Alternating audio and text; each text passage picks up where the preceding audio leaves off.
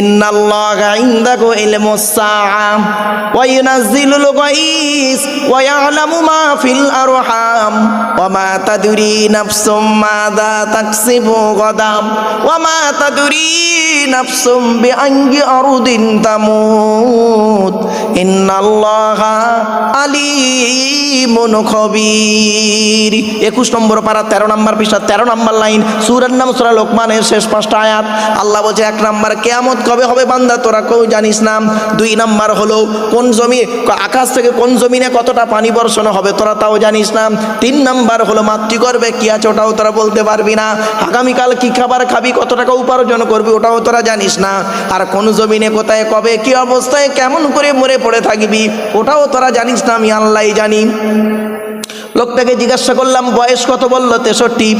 আমি বললাম বাবাজি বাঁচবেন কত, বলে কোনো গ্যারান্টি নেই। ধরুন তার আগে একটা হাদিস